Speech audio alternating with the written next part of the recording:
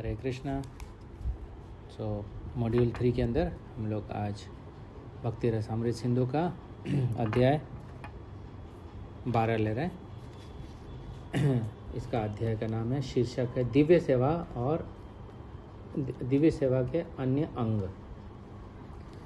शास्त्रों का श्रवण। श्रील रूप गोस्वामी के अनुसार कोई भी ऐसी पुस्तक जो भक्ति के अग्रसर होने में प्रकाश डालती है वह शास्त्र मानी जाती है। श्रील मध्वाचार्य ने भी शास्त्र की परिभाषा रामायण, महाभारत, पुराण, उपनिषद, वेदांत या ऐसे ही शास्त्रों के अनुसरण में लिखे गए अन्य ग्रंथों के रूप में दी है। अभी ये सब शास्त्र में आ गए। जो भी भगवान के सेवा के ऊपर जो प्रकाश डालते हैं वो शास्त्र हमारे लिए इम्पोर्टेंट है। और उसमें से बता दिया ये शास्त्र है जो रामायण है, महाभारत है, पुराण है, उपनिषद है, वेदांत, ये सब। तो ये महाभारत है तो इसके अंदर भी महाभारत के अंदर ही गीता आता है, वो आ गया। फिर पुराण है तो 18 पुराण है, तो 18 पुराण इम्पोर्टेंट है, लेकिन उसमें से खास करके भागवत पुराण महत्वपूर्ण है हमारे लिए। तो अब स्कंद पुराण में आया है वर्णन। स्कंद पुराण में कहा गया है कि जो व्यक्ति वैष्णव भक्ति के अनुशीलन को प्रतिपादित करने वाले साहित्य के अध्ययन में निरंतर लगा रहता है वह मनुष्य समाज में कीर्ति पाता है और भगवान श्री कृष्ण उस पर प्रसन्न होते हैं। जो व्यक्ति ऐसे साहित्य को अपने घर में सावधानीपूर्वक संजो कर रखता है और उसे सादर नमस्कार करता है वह सारे पाप फलों से मुक्त हो जाता है और अंततः देवताओं द्वारा पूजनीय बनता है। अब ये बहुत महत्वपूर्ण हमारे लिए। जब हम किसी को प्रचार करते हैं तो क्या बोलते हैं, हमारे पास तो है सब। फिर वो बोलते हैं हमारे पास है, पढ़ना नहीं होता है, पस्ती में जाता है।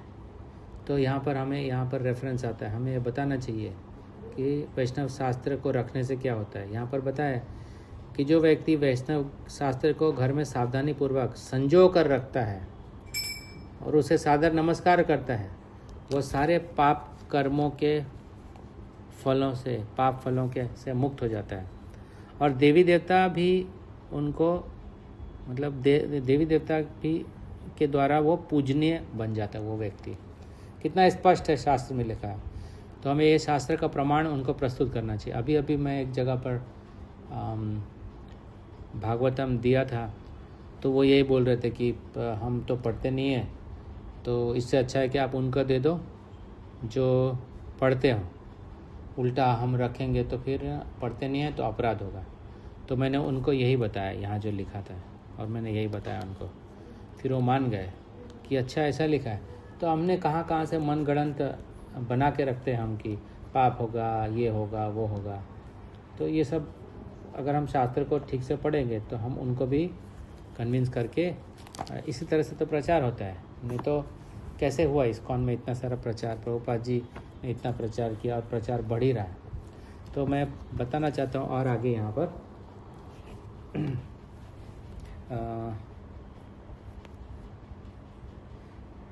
जो वैष्णव साहित्य लिखता है और अपने घर में ऐसे साहित्य को रखता है उसके घर में सदैव नारायण वास करते हैं। ये भी स्कंद पुराण में लिखा है, हम पढ़ेंगे आगे। यहाँ पे लिखा है, नारद मुनि के प्रति एक कथन है। हे नारद, जो व्यक्ति वैष्णव साहित्य लिखता है और अपने घर में ऐसे साहित्य को रखता है उनके घर में सदैव भगवान नारायण का वास करते हैं। तो हमारे प्रभुपाद जी ने ऐसे साहित्य लिख दिया हमारे लिए और हम उसको रखते हैं और पढ़ते हैं तो हमें भी वही लाभ मिलेगा। नारद मुनि के प्रति भगवान ऐसा बोल रहे हैं। हे नारद, भगवान खुद बोल रहे हैं ऐसे। फिर श्रीमद् भागवतम में भी 12वां स्कंद में बहुत इम्पोर्टेंट है ये श्लोक। 12वां स्कंद 13वां अध्याय और 15वां श्लोक। श्रीमद् भागवतम समस्त वेदांत दर्शन का सार है।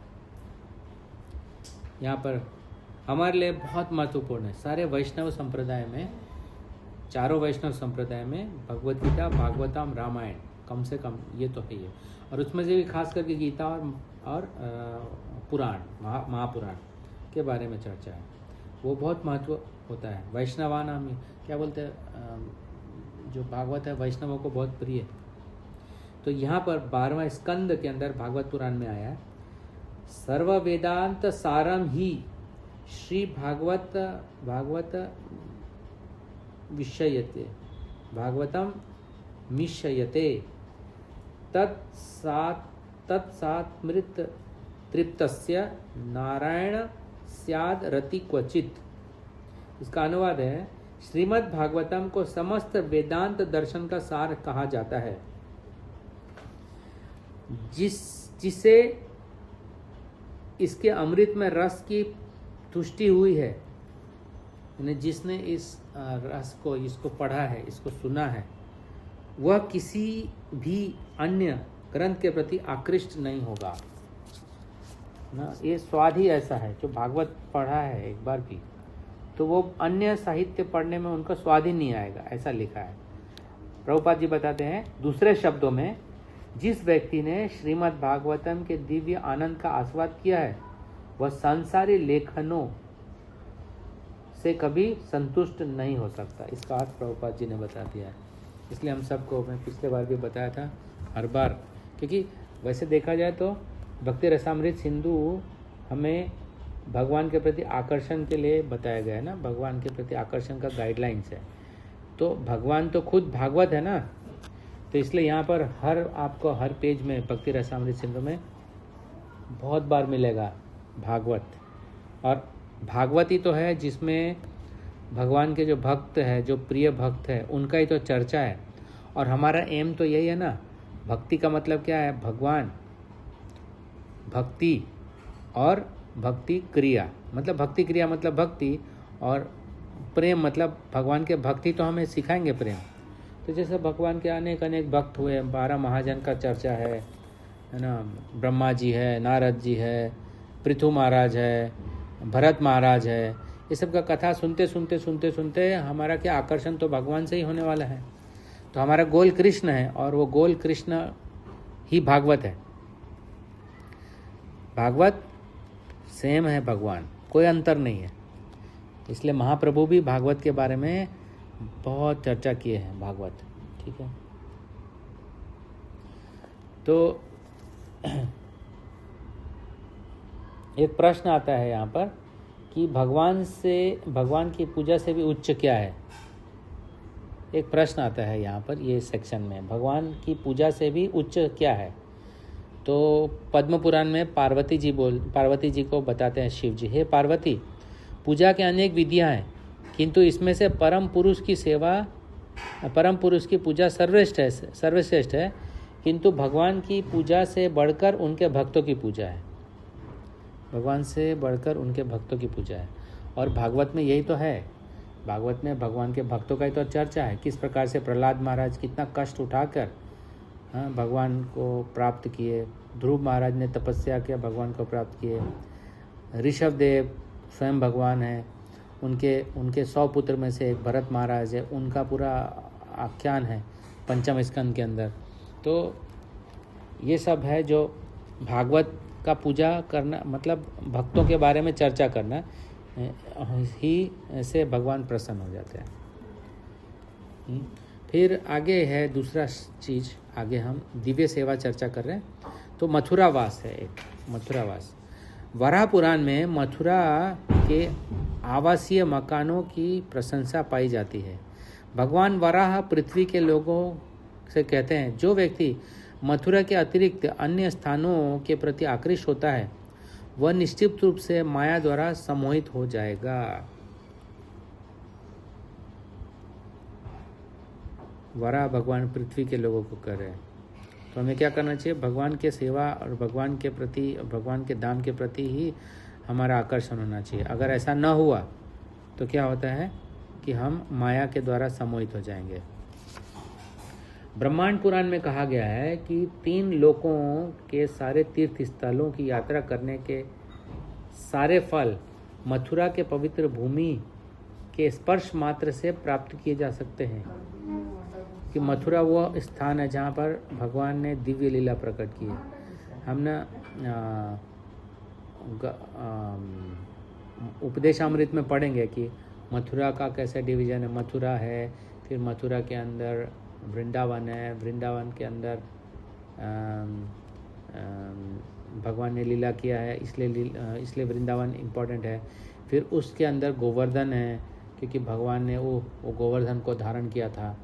फिर उस गोवर्धन के अंदर भी और गहरा जाएंगे तो गोवर्धन के अंदर वो लीला स्थली है जहाँ पर राधा कुंड और श्याम कुंड है, और इसलिए सबसे पवित्र और सबसे श्रेष्ठ जो है वो जगह है राधा कुंड। तो ये क्लासिफिकेशन है, डीप क्लासिफिकेशन है। तो क्यों है? क्योंकि पूरा जो मथुरा मंडल है उसी के अंदर सबका जाता है, इसलिए मथुरा जो है वो हमारे लिए, जो भी वैष्णव संप्रदाय उनके लिए बहुत महत्वपूर्ण माना जाता है। अनेक शास्त्रों में कहा गया है कि मथुरा की भूमि श्रवण, स्मरण, महिमा गान, वांछा, दर्शन या स्पर्श मात्र से मनुष्य की सारी इच्छा पूरी होती है। वो एक तरह का कल्प वृक्ष जैसा है। सारी इच्छाएं मतलब हमारे आध्यात्मिक इच्छाएं, सारी इच्छाएं पूरी होती है। सारे जो भी वो स्थल ही स्थल है जहाँ पर जाएंगे मथुरा में, हर एक जगह पर आपको फुल विथ कृष्णा कॉन्शियसनेस, कोई भी चीज़ आप कृष्ण के सिवा कुछ आपको दिखेगा ही नहीं। तो इसलिए मथुरा सबको जाना चाहिए। इसलिए एक इम्पॉर्टेंट सेवा है हमारा, जो 64 अंग है उसमें से एक है मथुरा वास। अब आ गया है भक्तों की सेवा करना। भक्तों की सेवा, पद्म पुराण में वैष्णवों या भक्तों की सेवा की प्रशंसा की गई है। इस पुराण में शिव जी पार्वती जी कहते हैं, हे पार्वती जी, पूजा की अनेक विधियां हैं, किंतु इसमें से परम पुरुष की पूजा सर्वश्रेष्ठ है, किंतु भगवान की पूजा से भी बढ़कर उनके भक्तों की पूजा श्रेष्ठ है। इस बारे में मैं थोड़ा बताना चाहता हूँ कि ये जब हम बार बार सुनते हैं कि वैष्णव सेवा, तो कई लोगों का ये प्रश्न होता है, ये वैष्णव को सेवा तो कर रहे थे, इसमें क्या संबंध है वैष्णव सेवा में, क्यों करना है हमको वैष्णव सेवा? तो भक्ति विनोद ठाकुर का एक ग्रंथ है जिसको बोलते हैं नवदीप महात्म्य ग्रंथ है, उसके अंदर परिक्रमा खंड में आता है। तो 4 वैष्णव संप्रदाय हैं हमारे। तो जो 4 वैष्णव संप्रदाय में है उसमें से 2 सिद्धांत चैतन्य महाप्रभु ने लिया है। मध्वाचार्य से 2, रामानुजाचार्य से 2, फिर कुमार संप्रदाय से 2 और वल्लभ संप्रदाय से 2। तो अब हम जस्ट देखते हैं, मध्वाचार्य जो है संप्रदाय, ब्रह्म संप्रदाय है, उसमें 2 महत्वपूर्ण शिक्षाएं जो चैतन्य महाप्रभु ने लिया है, और ये अपने एक बुक ग्रंथ जो लिखा है नवदीप महात्म्य भक्ति विनोद ठाकुर, उसमें से आता है। तो मध्वाचार्य का मध्वा संप्रदाय से 2 इम्पोर्टेंट पॉइंट क्या लिया है महाप्रभु ने? भगवान के विग्रह के नित्य मानकर सेवा करना एक पॉइंट है। दूसरा है अद्वैतवाद का खंडन, यानी मायावाद का खंडन, क्योंकि मध्वाचार्य ने ये बहुत जोर से प्रचार किया था। उनका विग्रह में ही ऐसा हाथ ऊपर उठा के, आज भी आप जा सकते हैं, तो मध्वाचार्य जो है वो ऐसा ही बोलते हैं। ऐसा मतलब एक है विष्णु और एक है विष्णु जन, मतलब एक है विष्णु और उनके भक्त, ये दोनों जो है नित्य है, और हमेशा जो भक्त है वो भगवान का सेवा करे। तो ये दोनों जो है अलग अलग है, तो इसलिए 2 अलग अलग एंटिटी है दोनों ही स्पिरिट, बट एक उसमें से एक है सुप्रीम स्पिरिट जो भगवान है। तो ये 2 पॉइंट है, भगवान के विग्रह का नित्य मानकर सेवा करना और अद्वैतवाद का खंडन। ये 2 सिद्धांत जो है मध्वाचार्य का, हमने गौड़ीय मध्वा संप्रदाय, ब्रह्म मध्वा गौड़ीय संप्रदाय जो हम हैं, हमारा संप्रदाय का नाम है ब्रह्म मध्वा गौड़ीय संप्रदाय, जिसमें से प्रभुपाद जी के मार्गदर्शन में हम लोग इस्कॉन के अंदर आते हैं। दूसरा है रामानुजाचार्य संप्रदाय, रामानुजाचार्य जी का संप्रदाय है, जिसको श्री संप्रदाय बोलते हैं। उनमें 2 पॉइंट है। अनन्य भक्ति, शुद्ध भक्ति, और दूसरा है वैष्णव संप्रदाय, वैष्णव सेवा। आपने देखा होगा श्री संप्रदाय में बहुत ज़्यादा उदाहरण है वैष्णव सेवा का। इसमें कई उदाहरण मिलेंगे आपको वैष्णव सेवा का। तो यहाँ पर बहुत फोकस दिया जाता है वैष्णव सेवा में, वैष्णवों की सेवा। फिर है तीसरा जो है कुमार संप्रदाय या फिर निम्बार्क संप्रदाय। इसमें 2 पॉइंट लिए गए हैं, राधा रानी का आश्रय लेना और दूसरा गोपी भाव को महत्व देना। ये 2 पॉइंट है जो कुमार संप्रदाय से लिया गया है। फिर चौथा संप्रदाय जो है वल्लभ संप्रदाय या रुद्र संप्रदाय या विष्णु स्वामी संप्रदाय, उसमें से 2 पॉइंट लिया गया है, एक राग मार्ग और दूसरा है तदीय सर्वस्व, सब कुछ भगवान कृष्ण के ऊपर समर्पित होना। तो हम देखते हैं कि हर चारों वैष्णव संप्रदाय से महाप्रभु ने 2-2 पॉइंट लिए हैं, और इसलिए हम भी इसमें से जो 2-2-2-2 6 पॉइंट हो गए, 2-2 4 2 6 2 8 पॉइंट हो गए। तो 8 पॉइंट में से एक जो है खास करके रामानुजय संप्रदाय, रामानुजय संप्रदाय में से जो पॉइंट लिया गया है वो है वैष्णव सेवा। इसमें आप देखेंगे कि जैसे हमारे यहाँ पर ये कॉन्सेप्ट बताया गया, महाजन, 12 महाजन जैसे है ना, शिव जी, ब्रह्मा जी, नारद मुनि, भगवान कपिल, इस तरह से 12 महाजन है। उसी तरह से श्री रामानुजाचार्य के जो संप्रदाय है उसमें बताया गया है ऐसे अलवर, उसमें 12 अलवर होते हैं। वो अलवर मतलब अभी वर्तमान समय में 1000 साल पहले का हिस्ट्री है, वो अलवर होते हैं। अलवर जो है भगवान के प्रतिनिधि जैसे होते हैं। आप समझ लीजिए जैसे एक हम उनका नाम सुनते हैं, मुकुंद माला स्तोत्र जिसने लिखा वो अलवर है एक। मुकुंद माला स्तोत्र के राइटर कौन है? मुकुंद माला स्तोत्र के राइटर है, मुझे एकदम से दिमाग में निकल गया, प्रभुपाद जी ने लिखा है उनके बारे में, वो एक अलवर है। तो याद आएगा तो नाम बताऊंगा मैं। तो उनका गीत प्रभुपाद जी ने गाया है, आपको भी याद आएगा, मैं गाऊंगा तभी। एक ही लाइन है जो हमको सुनने को मिलता है प्रभुपाद जी के वचन में से, कृष्णा त्वदीय पदम पर, क्या, कृष्णा त्वदीय पद पंकज पंचरांतम, ये वाला सुनते हो आप लोग। तो उसमें बताया गया, तो वो अलवर है एक।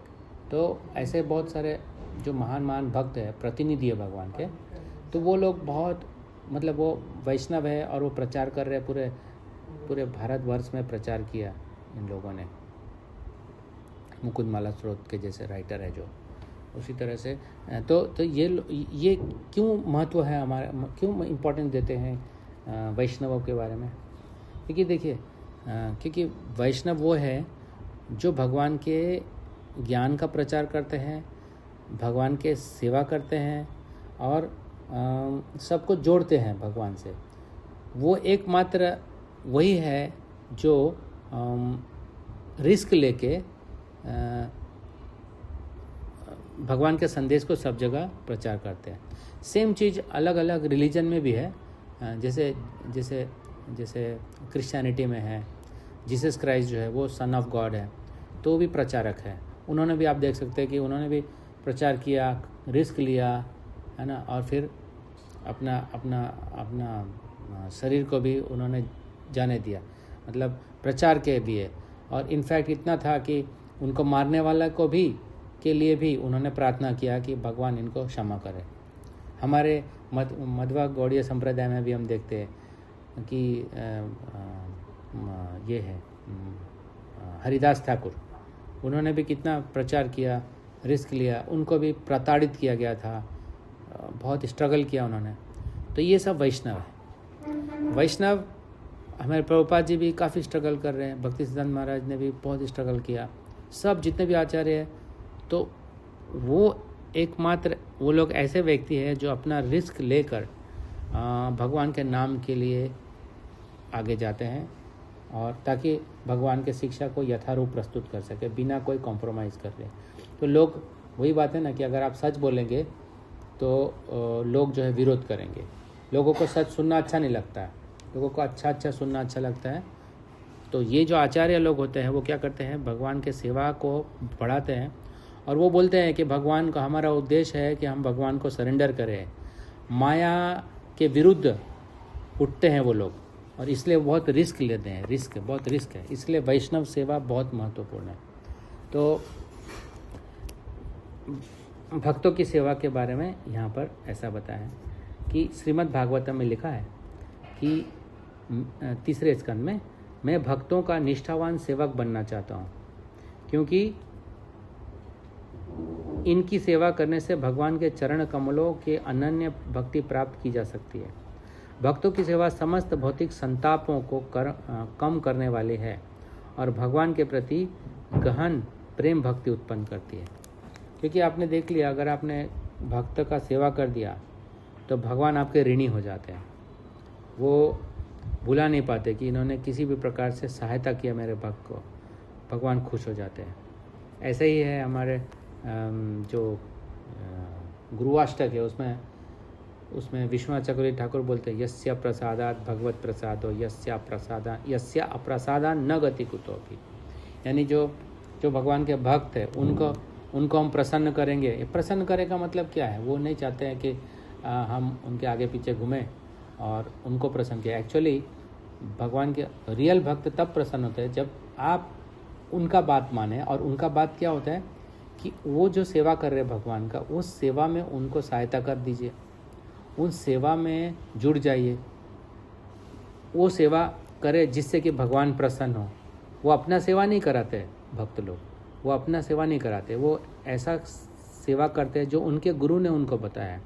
और उनके गुरु ने भी अपना सेवा करने नहीं बताया, उनके गुरु ने ऐसा सेवा करने बताया जिससे कि भगवान प्रसन्न हो। तो अगर हम भगवान के भक्तों को, ऐसे भक्त जिसको वैष्णव बोलते हैं, उनको सेवा करें तो भगवान प्रसन्न हो जाते हैं, क्योंकि वो देख रहे हैं कि देखो इनका बात माना जा रहा है, तो खुश हो जाते हैं। और ऐसा करने से क्या होता है, वो इतना प्रसन्न हो जाते हैं वो भक्त कि वो सब कुछ देना चाहते हैं हमको। क्या देना चाहते हैं कि वो कृष्ण देना चाहते हैं।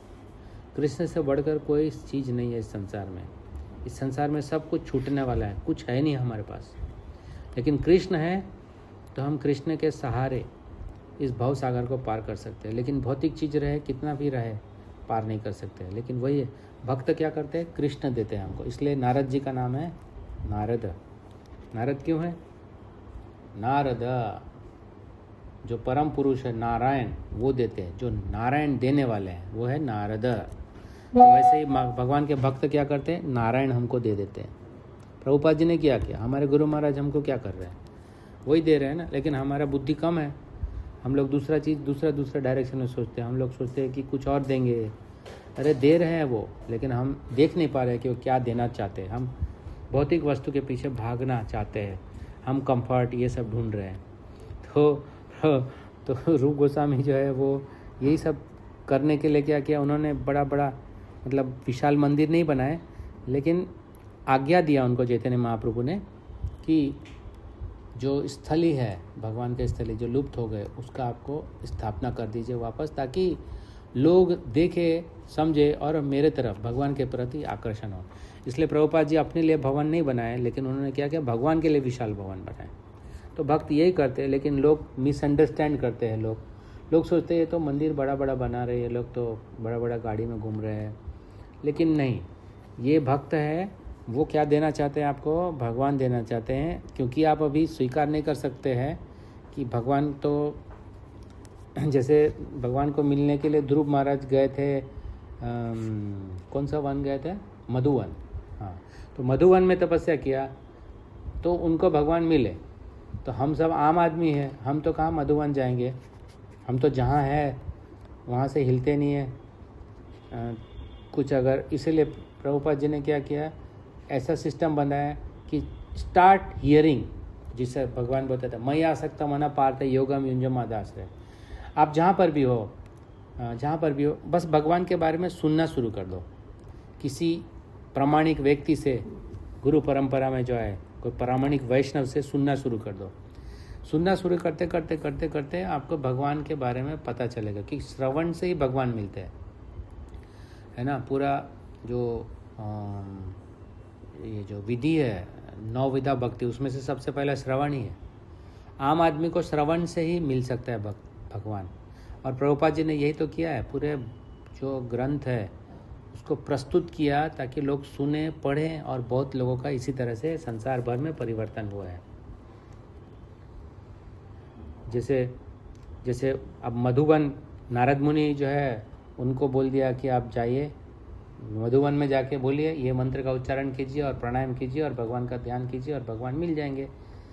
तो वो तो उनको मिल गया। अब हम कहाँ रहते हैं, नारद मुनि कहाँ रहते हैं, कैसे मिलेंगे? तो प्रभुपाद जी ने क्या किया, भगवान मिले इसीलिए ऐसा लिटरेचर्स पब्लिश किया with beautiful pictures of Krishna book, Bhagavad Gita का संदेश यथारूप, एकदम सरल मीनिंग जो यथारूप प्रस्तुत किया। भागवत पुराण भी इसी तरह से सरल भाषा में संस्कृत को अनुवादित करके हमें प्रस्तुत कर दिया। तो वो बुक किसी के हाथ में चला गया, वो एक बार पढ़ना शुरू किया तो उनका बुद्धि खुल गया। ऐसे ही हो रहा है चमत्कार। तो ये सब कैसे पॉसिबल हुआ? भक्तों की सेवा के द्वारा पॉसिबल है। प्रभुपाद जी ने क्या किया, अपने गुरु महाराज का सेवा किया। उन्होंने अपने गुरु महाराज का आदेश माना कि जब आपके पास धन हो तब आप क्या करेंगे, वैष्णव लिटरेचर्स पब्लिश करेंगे। बस उनका बात श्रवण किया, सुना और आज्ञा पालन हुआ। और प्रभुपाद जी ने भक्ति वेदांत बुक ट्रस्ट के माध्यम से इस तरह से चमत्कार कर दिया। तो अभी क्या किया आप, प्रभुपाद जी ने क्या किया, वैष्णव का सेवा कर दिया। और वो वैष्णव जो बाकी ये कार्य में लगे हुए, उनको प्रभुपाद जी ने और बुद्धि दिया और इंस्पिरेशन दिया और लोग और सेंटर खुलते गए। तो इसीलिए भक्तों की सेवा बहुत आवश्यक है ना। मुझे याद आ रहा है एक, उस समय मुझे ईयर याद नहीं है, एक टेम्पल में एक भक्त आया करते थे। बाकी भक्त लोग जो है उनसे प्रभुपाद जी से कंप्लेन करते थे कि अरे ये तो रेगुलर है, ये कुछ काम का नहीं है, तो अननेसेसरी ये आके पता नहीं क्या करते। तो वो लोगों ने प्रभुपाद जी को इस तरह से बताया उन भक्त के बारे में। तो प्रभुपाद जी ने क्या बोला, can you not tolerate him, बस इतना ही बोला। ऐसे ही बोलते थे प्रभुपाद जी। फिर कुछ समय के बाद वो दिखाई नहीं दिए। बहुत समय के बाद जब पाया गया तो पता चला कि वो भक्त अब उनका नाम है कुशाकार्त प्रभु। और क्या किया उन्होंने, जो और किसी ने नहीं किया। उन्होंने क्या किया, उन्होंने संस्कृत पढ़ना शुरू किया था, प्रभुपाद जी से सीखा और गहरा अध्ययन किया।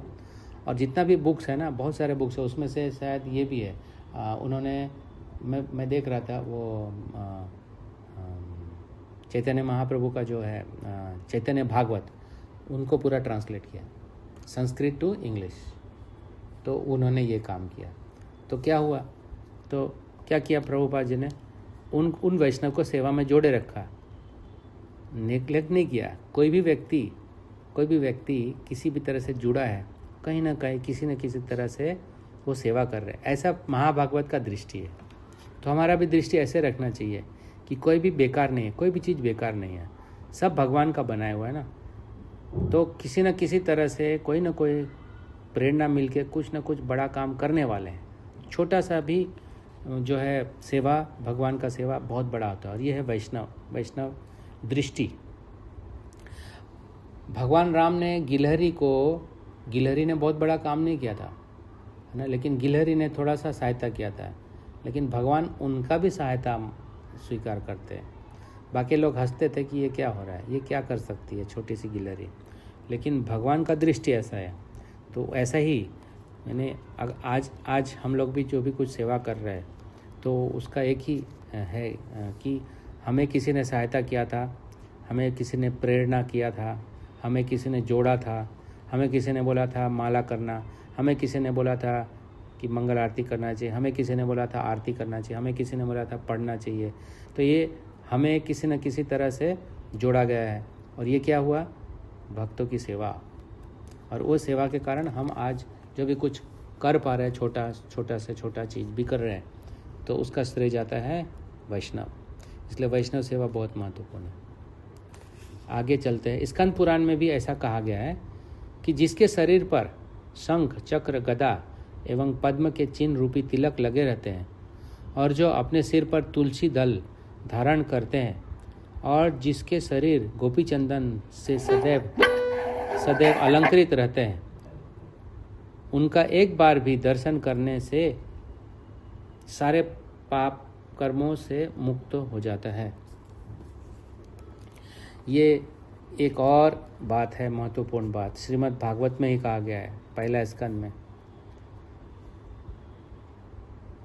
ये स्कंद पुराण में कहा गया कि हम लोग इसको ऑर्डिनरी लेते हैं, हम सोचते हैं कि क्या है, तिलक लगा के क्या होता है, लेकिन यहाँ पर लिखा है जिसने भी तिलक लगाया है या अपने शरीर पर ये भी पद्मचन, ये तिलक लगाए हुए हैं, तुलसी दल धारण किए हैं, उनके शरीर पर गोपी चंदन के सदैव अलंकृत है, उनका एक बार भी दर्शन करने से ये कोई भी, अगर हमने ये छाप, कोई भी छाप, ये सब भगवान से संबंधित है ना। चक्र, गदा, कभी कभी कुछ लोग अपने शरीर पर ये लगाते हैं, कई बार आप देखे होंगे, और कि ये भगवान का छाप है, कुछ बना दिया, कुछ फिर तिलक लगा दिया, फिर तो इस तरह से अलंकार कर सकते हैं शरीर पर। जो भी अलंकार वाला ऐसे शरीर को हम देखते एक बार भी, तो शरीर, वो देखने से ही हमको क्या होता है, विष्णु का स्मरण होता है। तो किसी का भी तिलक धारण किया हुआ व्यक्ति है, उनको भी हम देखेंगे तो ये उसका इतना बड़ा फल मिलता है, सारे पाप कर्मों से मुक्त हो जाता है, ऐसा बताया इसमें।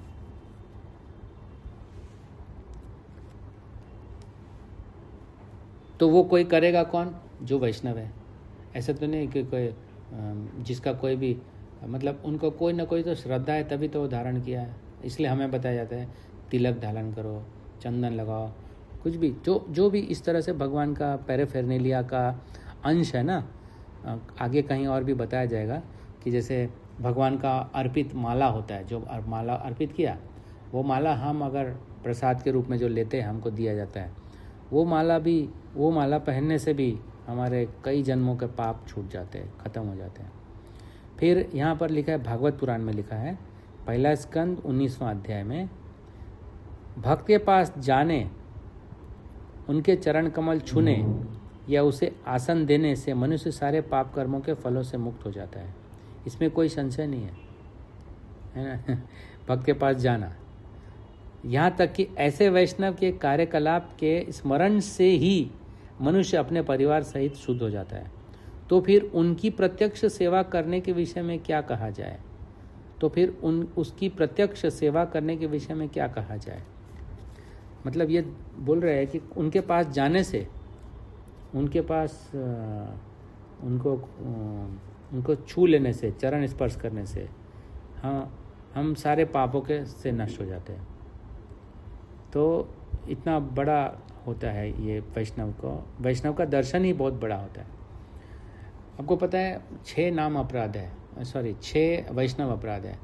उसमें से एक ये है कि वैष्णव का अगर दर्शन करते हैं और उनका स्वागत नहीं करते तो अपराध हो जाता है। उसी तरह से वैष्णव को देख के अगर खुश नहीं हुआ, ये 5वां और 6वां अपराध है। वैष्णव को देख के अगर हम खुश नहीं हुए तो अपराध हो जाता है, और वैष्णव को देख के हमने सम्मान नहीं किया उसका तो भी अपराध होता है। तो क्यों होता है? क्योंकि हमें उन्होंने, उनका वेशभूषा जो उन्होंने धारण करके रखा है, कंठी माला, तिलक, ये सब देख के ही हमारा पाप कर्म नष्ट हो जाता है। तो ये शास्त्र में लिखा है। तो शास्त्र, अगर हमने उनको इंसल्ट किया तो ये शास्त्र का इंसल्ट हो गया। इसलिए बहुत ज़रूरी है भक्तों की सेवा, भक्तों का दर्शन करना, भक्तों को प्रणाम करना। आदि पुराण में साक्षात भगवान कृष्ण अर्जुन को संबोधित करते हुए कहते हैं, हे पार्थ, जो अपने को मेरा भक्त बताता है वो मेरा भक्त नहीं है। जो अपने को मेरे भक्त का भक्त बतलाता है असल में वही मेरा भक्त है। आदि पुराण में कहा गया। कुछ लोग बोलते हैं ना, मैं तो खाली कृष्ण को मानता हूँ। तो भगवान बोल रहे हैं यहाँ पर, भाई ऐसा नहीं होता है। जो अपने को बोलता है ना, कुछ लोग ऐसे होते हैं ना, मैं तो बहुत बड़ा भक्त हूँ, तो वो उसके लिए भगवान यहाँ पर खंडन कर रहे हैं उनको, कि ये बोल रहे हैं वास्तव में वो मेरा भक्त नहीं है।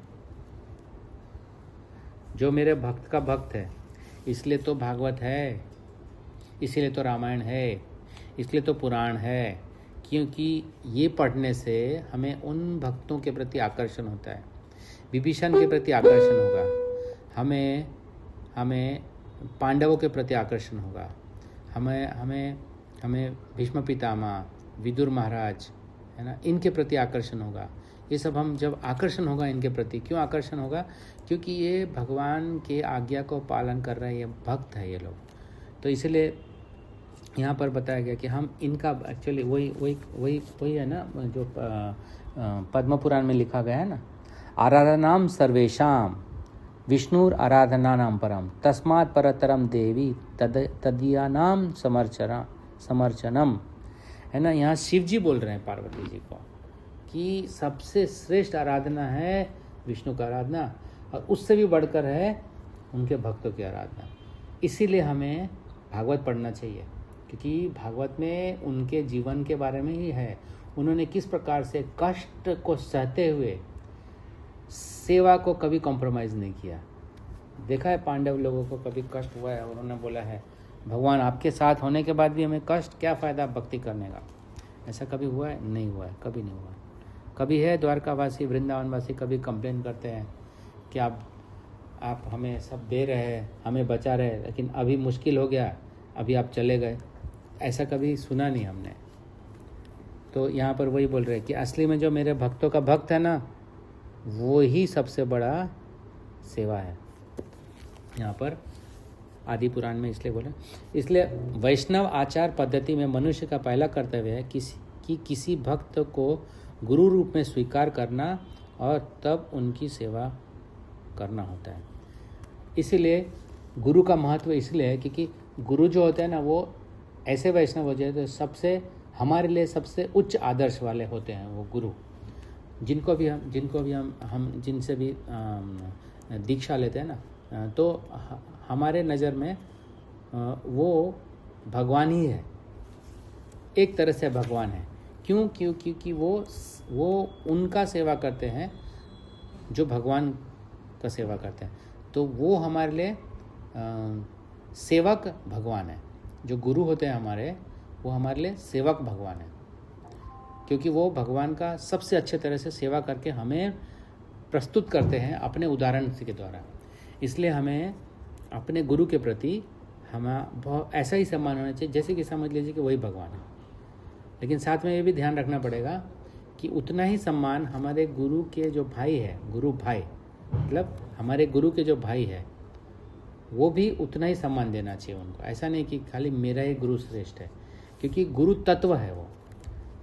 ऐसा नहीं कि मेरे जो गुरु है वो सर्वश्रेष्ठ है, वो एक जो शिष्य उनको मानना चाहिए, लेकिन साथ ही जो गुरु के जो गुरु भाई है ना, वो भी पूजनीय है। ऐसा हमें मिलता है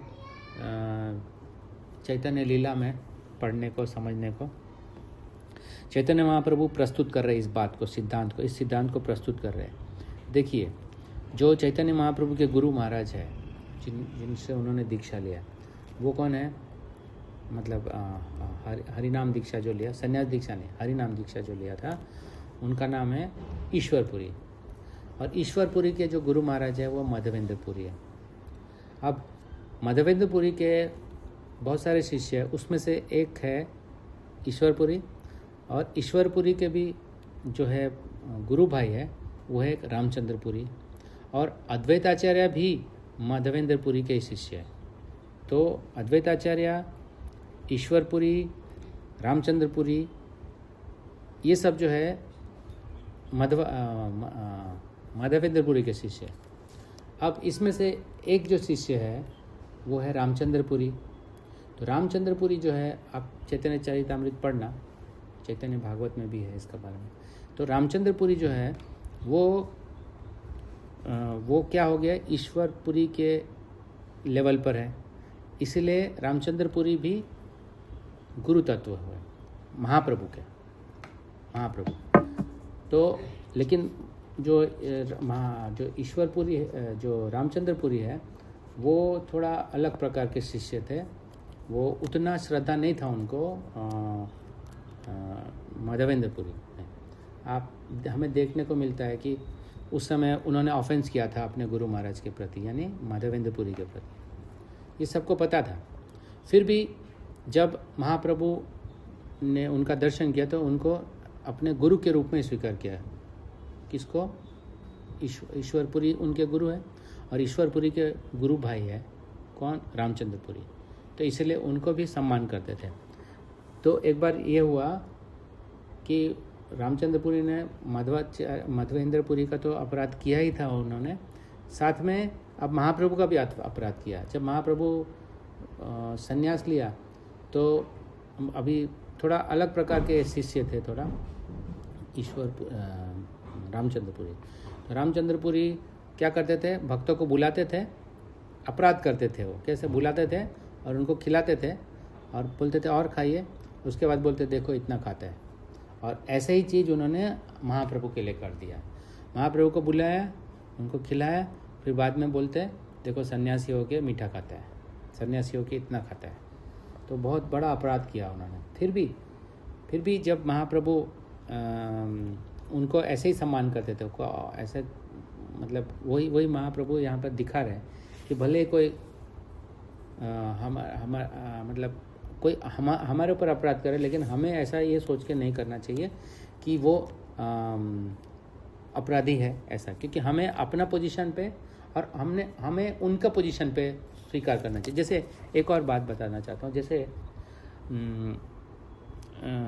जब नवाब हुसैन शाह ने अरेस्ट किया था किनको? सनातन गोस्वामी को, कि बोले नहीं अभी मतलब वो तो रिटायर होना चाहते थे और फुल टाइम भगवान के समर्पण होना चाहते थे।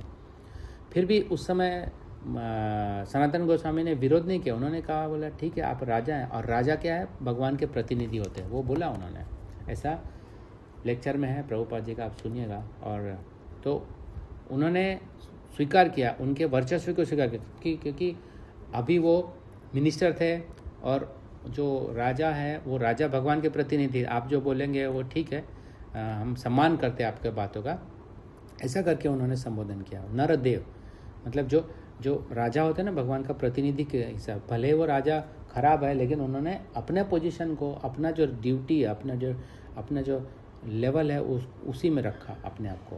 तो ये सब बात जो है समझने वाली बात है। तो इसलिए हम क्या बताना चाहते हैं कि हमारे जो गुरु है, उनके जो भाई है, तो उनको भी हमें उतना ही सम्मान, वैसे ही सम्मान करना चाहिए जैसे हमारे गुरु को हम करते हैं।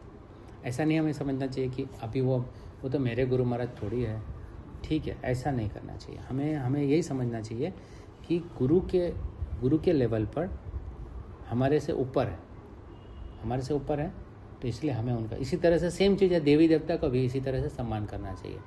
कुछ लोग शुरू में क्या होते हैं, बहुत उत्साहित होते हैं और उन्होंने ये सुना रहता है कि भगवान बोलते सर्व धर्मान परित्यज्य मामेकम शरणम, हम कृष्ण के अलावा किसी को नहीं मानते। लेकिन आप भागवतम देखेंगे तो अभी भगवान ने बोला है कि कोई ऐसा बोला कि मेरे भक्त ही, मतलब मैं ही डायरेक्ट हूँ, मेरे पास आता तो भगवान उनको पसंद नहीं करते हैं। असल में वो मेरा भक्त, असल में वही मेरा भक्त है जो मेरे भक्तों का भक्त है, यहाँ पर बताया भगवान ने।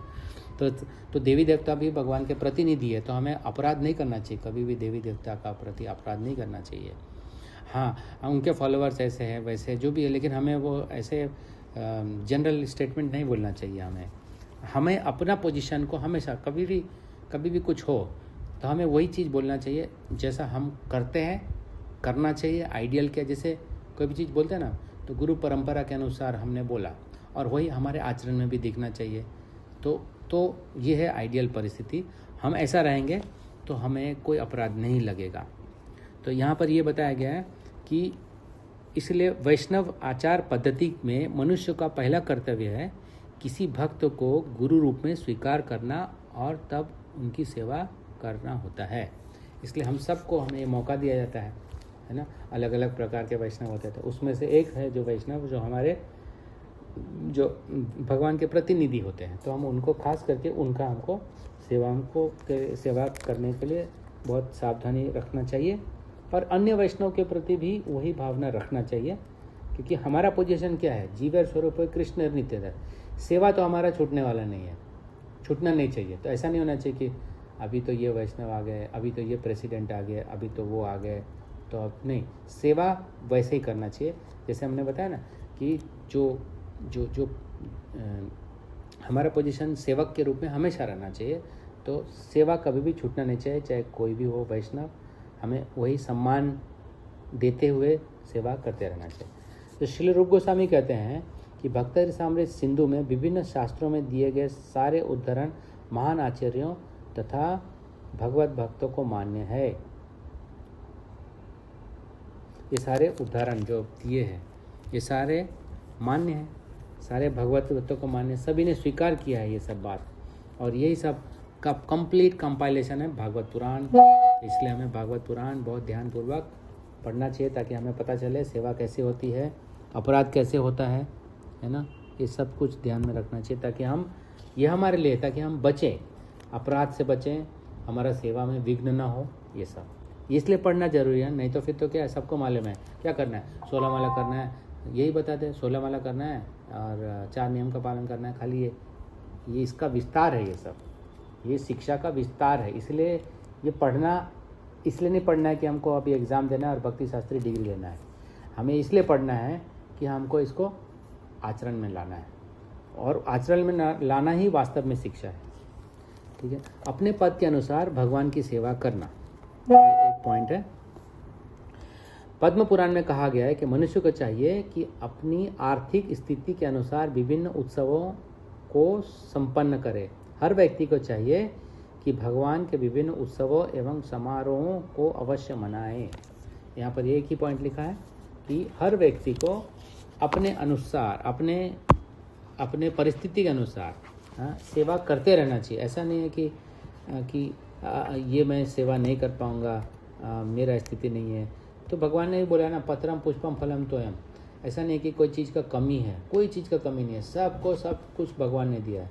अगर किसी के पास डॉलर नहीं है तो हमें ऐसा नहीं सोचना कि डॉलर होता तो ही सेवा होगा, नहीं, किसी को रुपया में भी सेवा होता है, हर करेंसी में सेवा होता है। और भगवान तो करेंसी मांग ही नहीं रहे, भगवान तो बोल रहे हैं कि पत्ता, जल, फूल ये तो कहीं पे भी मिलता है।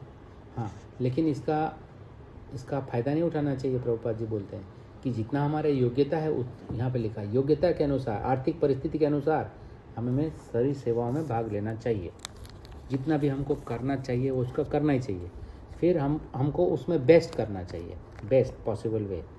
जैसे मैं हर बार जन्माष्टमी आता है, अभी भी आ रहा है, हर साल आता है, तो विश्वरूप प्रभु बोलते हैं कि हमें ऐसा नहीं सोचना चाहिए कि हर साल तो आती है जन्माष्टमी, इसमें क्या है। नहीं प्रभु, नहीं, बिल्कुल नहीं।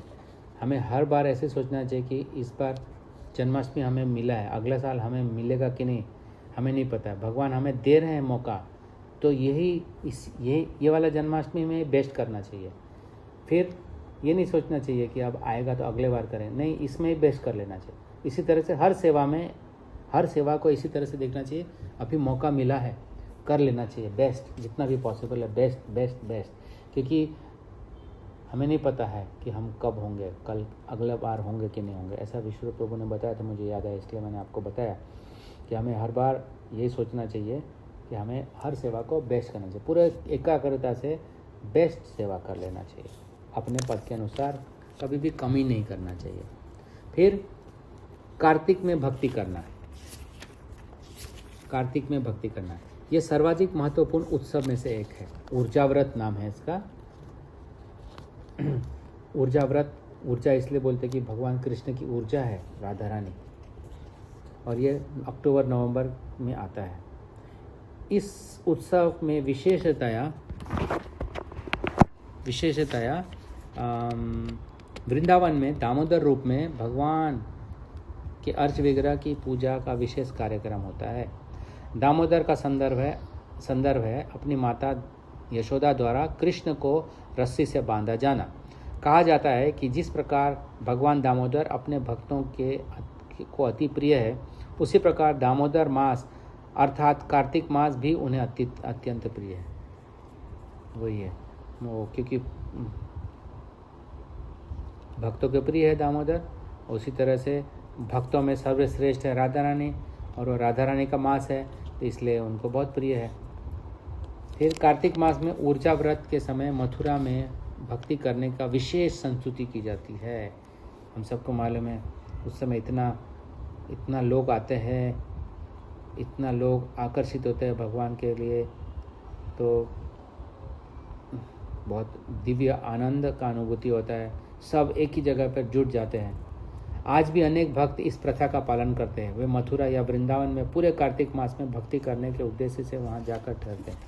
बहुत से लोग हैं जिनका बहुत अच्छा भाग्य है कि पूरा महीना वहाँ पर रुक जाते हैं और रोज़ मंगल आरती करते हैं, रोज़ जाप करते हैं, बहुत सारा जाप करते हैं, बहुत सारा चलते हैं, बहुत सारे तीर्थों का दर्शन करते हैं, और उसमें हजारों गुना लाभ मिलता है। लेकिन साथ में ध्यान में भी रखना चाहिए कि उस साथ में अगर अपराध करेंगे तो वहाँ पर भी अपराध से बचना चाहिए। धाम अपराध से बचना चाहिए, सेवा अपराध से बचना चाहिए, वैष्णव अपराध से बचना चाहिए, नाम अपराध से बचना चाहिए।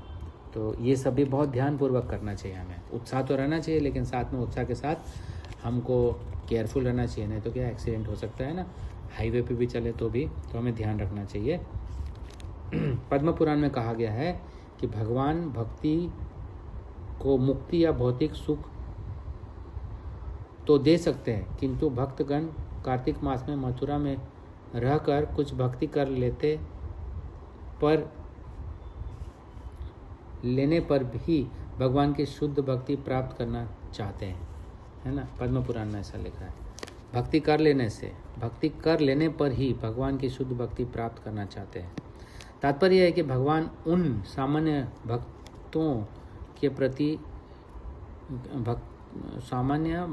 व्यक्तियों के प्रति नहीं प्रदान करते जो भक्ति के विषय में निष्ठावान नहीं है, किंतु ऐसे निष्ठा रहित व्यक्ति भी यदि कार्तिक मास में विशेषतः मथुरा मंडल में रहकर विधि पूर्वक भक्ति करते हैं तो उन्हें भगवान की व्यक्तिगत सेवा प्राप्त होती है ना। भगवान देना नहीं चाहते भक्ति, लेकिन अब कार्तिक मास ऐसा मास है कि वहाँ पर अगर कोई निष्ठावान नहीं है, जिसमें कोई क्वालिफिकेशन नहीं है, कुछ नहीं है, कोई आकर्षण नहीं है भगवान के प्रति, निष्ठा बिना भी अगर कोई कार्तिक मास में कुछ मथुरा मंडल में चले जाए, रह जाए और विधि पूर्वक भक्ति करे, तो उस दौरान भगवान उनके व्यक्तिगत सेवा स्वीकार कर लेते हैं। ये इसलिए भगवान ये खास हम सब लोग हैं, क्योंकि हम सब लोग पूरी तरह से भक्ति करना कलयुग में थोड़ा कठिनाई लगता है, तो इसलिए इस खास महीने का महत्व देना चाहिए। सब लोग को देते हैं, जिससे उनका एलिवेशन, उनका भक्ति एकदम से बढ़ जाए। एक क्या बोलते हैं उसको, ऐसा डिस्काउंट वाला महीना समझो। ये डिस्काउंट भगवान से ही आया है। भगवान ने यहाँ पर डिस्काउंट दे दिया, चलो थोड़ा सा भी प्रयास करेंगे, थोड़ा सा यहाँ पर आएंगे तो हम आपको दे दूँगा, मैं अपने आप को आपको दे दूँगा। ऐसे कार्तिक का ऐसा महिमा है। भगवान की लीला संबंधी उत्सवों को मनाना। भविष्य पुराण में भगवान के प्राकट्य, जन्मदिन तथा उनकी दिव्य लीला का उत्सव मनाने के विषय में यह कहा गया है, हे जनार्दन कृष्ण, हमें बतलाएं कि आपकी माता देवी ने आपको किस दिन जन्म दिया। यदि आप हमें यह बतला दे तो हम उसी तिथि का महोत्सव मनाएंगे। हे केशी के संहारक केशव, हम आपके चरण कमलों की पर पूर्ण रूपेण शरणागत है, और हम उत्सवों के द्वारा आपको केवल प्रसन्न करना चाहते हैं। ये एक भगवान के भक्त बोल रहे हैं भविष्य पुराण में, कि आप हमें बताएं कि आपको वो कौन सा दिन था। हम जानते हैं वो दिन तो है जन्माष्टमी का 8वां अष्टमी का दिन है, लेकिन फिर भी वहाँ पर भक्त यहाँ पर बोल रहे हैं कि हे केशी के नाशक, हम आपके चरण कमल पर पूर्ण रूपेण शरणागत है, हम उत्सवों के द्वारा आपको केवल प्रसन्न करना चाहते हैं। ये उत्साह है उन भक्तों के जो भविष्य पुराण में लिखा है। भविष्य पुराण का यह कथन इसका प्रमाण है कि भगवान के विविध उत्सवों को मनाने में भगवान अवश्य प्रसन्न होते हैं, अवश्य प्रसन्न होंगे। क्यों ना प्रसन्न होंगे? क्योंकि वो हमारे हम अपना जन्मदिन मनाने में बहुत प्रसन्नता फील करते हैं, क्योंकि हम थोड़ा अपना सेंटर्ड है। लेकिन भगवान तो सबके हैं, और भगवान जो है आनंदमय अभ्यासात है। तो उनका अगर सेवा किया तो हमें भी वैसे ही आनंद आता है, क्योंकि हम उनके अंश हैं। तो ये एक प्रकार का मतलब एक भगवान एक महान भंडार है सब चीज़ का। तो जो जन्मदिन जब मनाते हैं तो वो उनसे ही आया। हम लोग भी जन्मदिन अपना मनाते हैं। वैसे ट्रेडिशनली हम लोग अपना जन्मदिन नहीं मनाते थे। ये विदेशी सिस्टम है, फॉरेन से आए ये सब। जन्मदिन देखिए, जन्म उत्सव, ये सब जो है वो भगवान और उनके भक्तों के लिए है। अगर हम अपना मना रहे हैं तो फिर एक तरह का वो इंद्रिय तृप्ति है कि हम अपने आप को महत्व दे रहे हैं। कोई और मनाए अलग बात है, लेकिन वैसे जैसे हम लोग गुरु का मनाते थे, गुरु का इसलिए मनाते हैं जन्मदिन क्योंकि हमें महत्व देना है कि वो हमारे लिए सब कुछ है। जो गुरु है हमारे लिए सब कुछ है, इसलिए उनका जन्मदिन भी हमारे लिए सब कुछ है। तो उनका जन्म तिथि में भी हम, जैसे अभी प्रभुपाद का आविर्भाव दिवस मनाते हैं हम लोग जन्माष्टमी के दूसरे दिन, वो हमारे लिए सबसे महत्वपूर्ण दिन है। तो हमें वो सब दिन जो हमारे गुरु मतलब महान लोग हैं, उनका जन्मदिन हमें मनाने में ज़्यादा उत्सुकता रहना चाहिए। तो भगवान ही है ना, तो उनका तो जन्मदिन कौन नहीं मनाना चाहेगा, जो भी उनके भक्त हैं। अत्यधिक भक्तिपूर्वक अर्च विग्रह की सेवा करना, ये एक और पॉइंट है दिव्य सेवा के अंतर्गत। आदिपुरा में कहा गया है कि जो व्यक्ति भगवान के पवित्र नाम का निरंतर कीर्तन करता है और जब भक्ति में तल्लीन रहकर दिव्य आनंद का अनुभव करता है, उसे केवल मुक्ति कभी नहीं दी जाती, अपितु भक्ति की सुविधाएं प्रदान की जाती है। ये आदि पुराण में मतलब ये सब महान कार्य हुए। मुक्ति का अर्थ है भक्ति, भौतिक कलमश से छुटकारा। मुक्ति हो जाने पर इस जगत में उसे जन्म नहीं लेना पड़ता। निर्विशेषवादी अपने अस्तित्व को समाप्त करने के लिए ब्रह्म में तल्लीन होना चाहते हैं, किंतु श्रीमद् भागवतम के अनुसार मुक्ति अपनी सामान्य स्थिति को प्राप्त करने का शुभारंभ मात्र है। हर जीव का सामान्य स्थिति भगवत सेवा में संलग्न होना है। आदि पुराण का कथन से ऐसा प्रतीत होता है कि भक्त केवल भक्ति में तल्लीन रहने में से संतुष्ट होती है, उसे भौतिक बद्ध जीवन से किसी मुक्ति की आकांक्षा नहीं रहती है। दूसरे शब्द में, जो व्यक्ति भक्ति में तल्लीन रहता है वह ऊपर से भले ही भौतिक जीवन स्थिति में रहता है, किंतु वास्तव में नहीं रहता। यहाँ पर ऐसे बताया गया कि मुक्ति जो है ज़्यादातर कहीं हम जनरली जो बात करते हैं, कोई भी सामान्य ऐसे बात करता है मुक्ति ही उद्देश्य है, लेकिन मुक्ति जो है वो निर्विशेषवादी कॉन्सेप्ट है। मुक्ति का मतलब होता है भौतिक कष्ट से छुटकारा। तो वास्तव में निर्विशेषवादी को इतना ही प्राप्त हो जाता है तो वो समझते हैं कि इतना ही यही उद्देश्य है जीवन का। लेकिन भक्तों को उससे कोई फ़र्क नहीं पड़ता, क्योंकि वास्तव में मुक्ति मतलब शारीरिक जो कॉन्सेप्शन है उससे छुटकारा पाना एक स्टेज है, just entry into the spiritual services. असली में जब भगवान का सेवा जो कोई करता है तो अपने आप, क्योंकि वो भगवान का सेवा कर रहा है, तो वो किसका सेवा कर रहा है? वो सुप्रीम स्पिरिट सोल का कर रहा है, सुपर सोल का कर रहा है। तो ऐसा करते करते वो अपने आप मुक्त हो जाता है।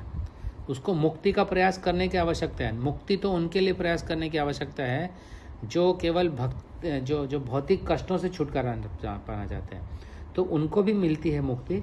लेकिन हमारे लिए ये कॉन्सेप्ट जो है ये बिगिनिंग है, मुक्ति के बाद ही शुरू होता है भक्ति, है ना। ये बहुत स्पष्ट बताया गया ना 18वें अध्याय में। 18वें अध्याय में बताया है ना,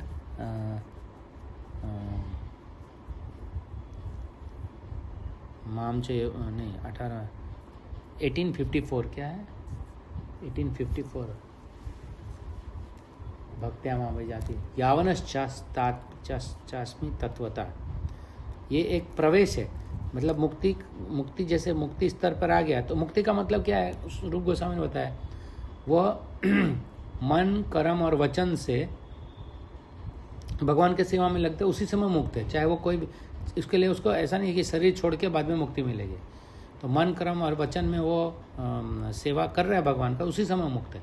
सजीवन मुक्त, जीवन मुक्त उच्यते, ऐसा है ये कॉन्सेप्ट हम भक्तों के लिए ये है।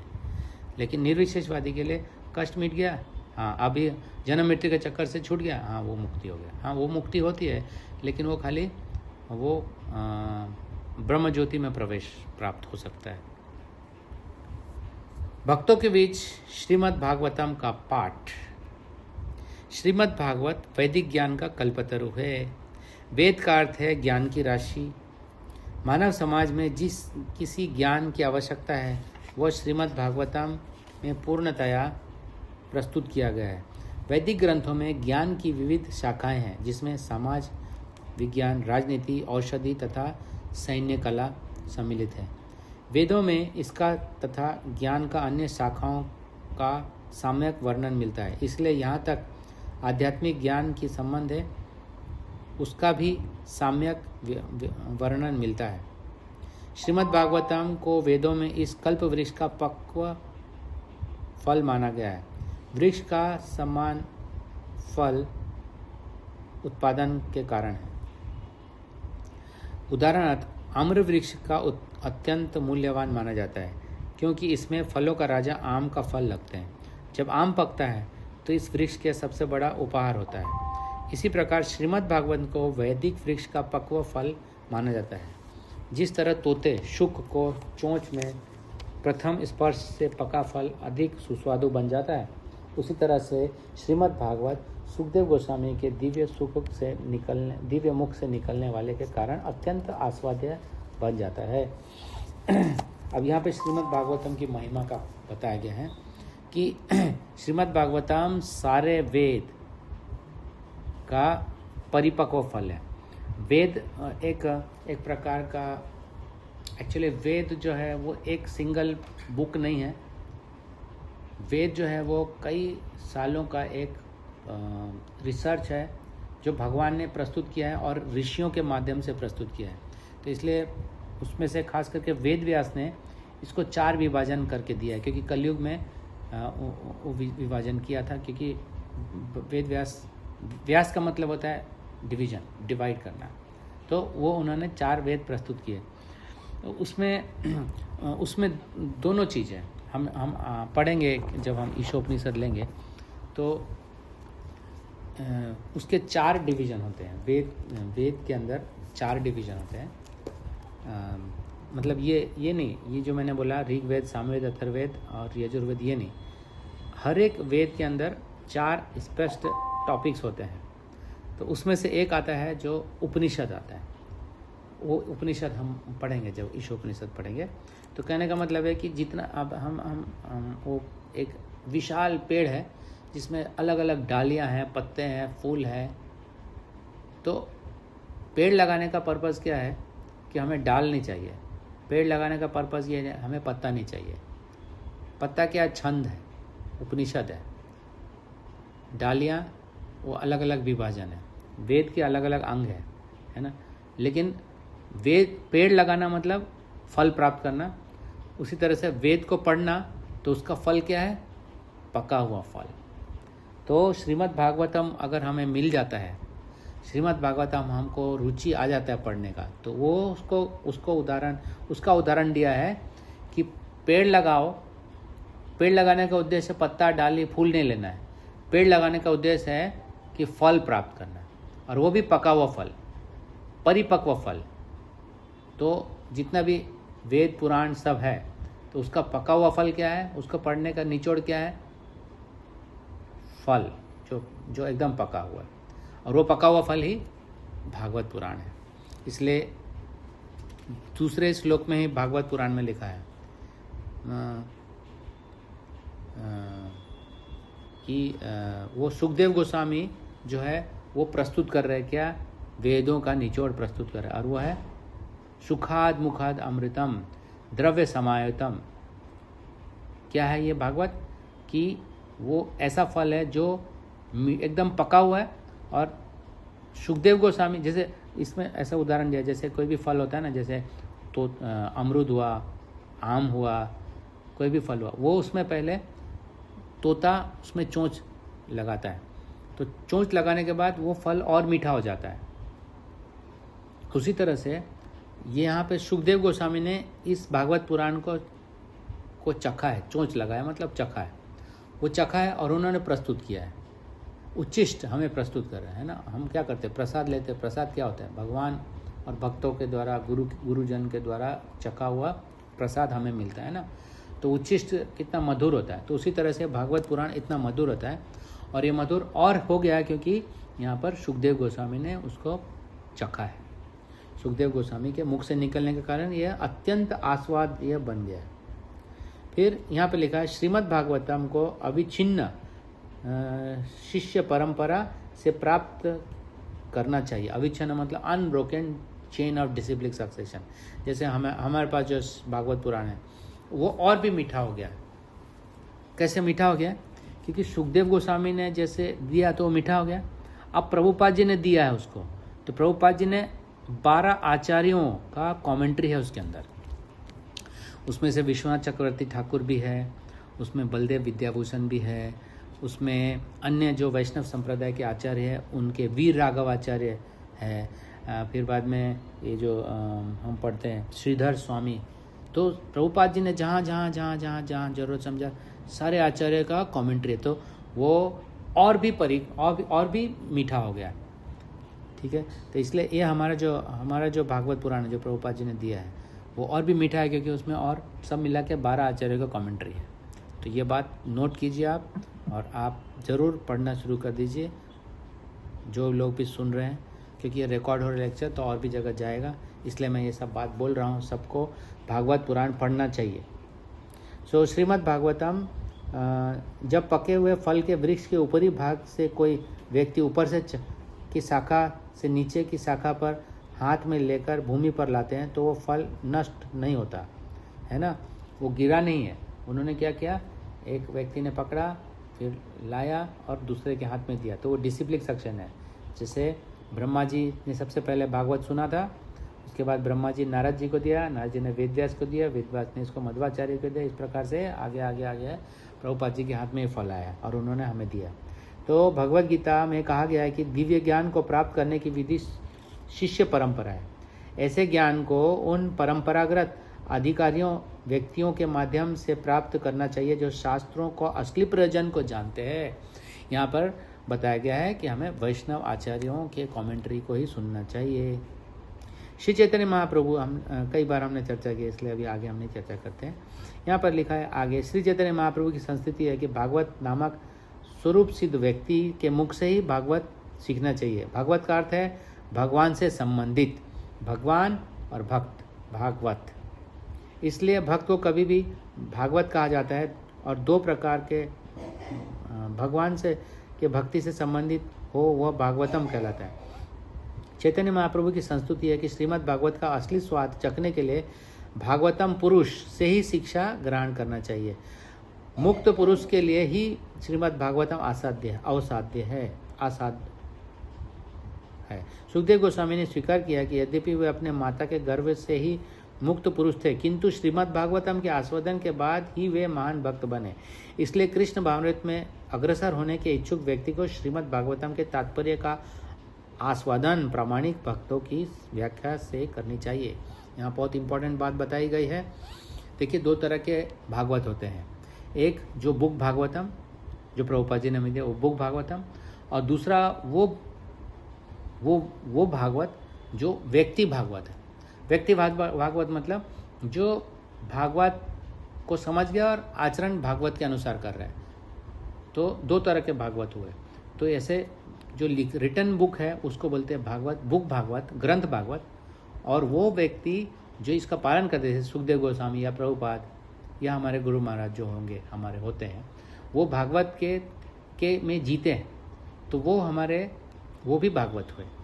क्योंकि एक ग्रंथ भागवत हुआ, एक व्यक्ति भागवत हुआ, तो दोनों ही भागवत इम्पोर्टेंट है। और यहाँ पर ये बताया है कि सुखदेव गोस्वामी जो थे वो महान भक्त थे पहले, लेकिन खास करके जब उन्होंने भागवतम का आस्वादन किया तब असली में वो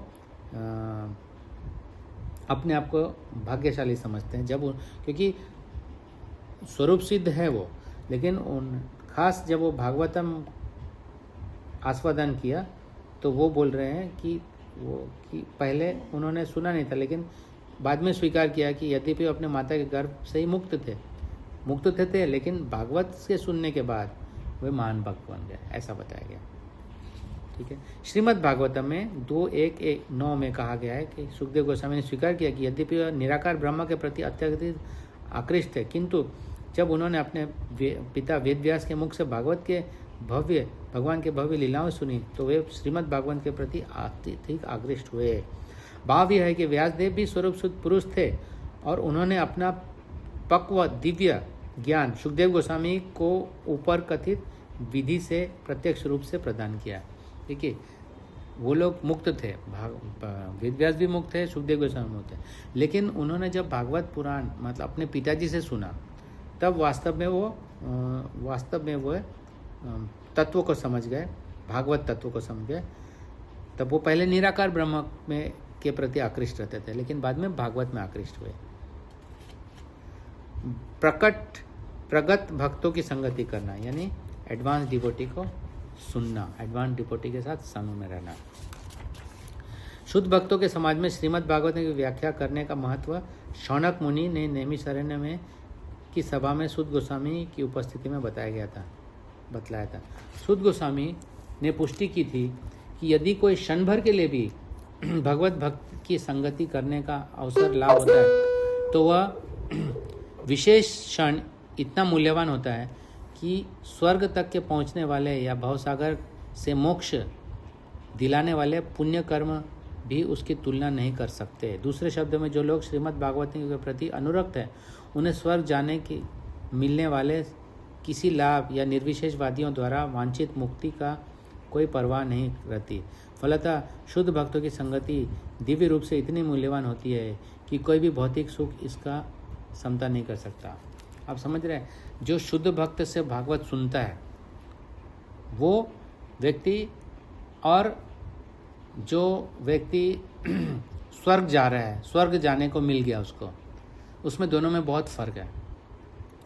एक बार ऐसा परिस्थिति था कि सुखदेव गोस्वामी से भागवत सुनने के लिए जब ये चर्चा चल रहा था तो देवता लोग बोल रहे थे कि ये लीजिए सुखदेव गोस्वामी को, ये लीजिए अमृत, और ये अमृत पान इनको दे दीजिए, अमृत दे दीजिए परीक्षित महाराज को, तो इनको स्वर्ग मिलेगा, अमर हो जाएंगे। अमृत पीने से तो व्यक्ति अमर जाए। लेकिन सुखदेव गोस्वामी ने बताया कि ये भागवत पुराण है, भागवत सुनना और ये अमृत पान में बहुत अंतर है। भागवत सुनने से व्यक्ति भगवतमय हो जाता है, भगवत के धाम में जाता है, लेकिन अमृत पीने से क्या होगा? अमर रहेगा खाली। अमर रहने से क्या फ़ायदा है? जो ये भागवत सुनना और भागवत धाम प्राप्त करना और स्वर्गलोक में जाना दोनों अलग अलग चीज़ है ना।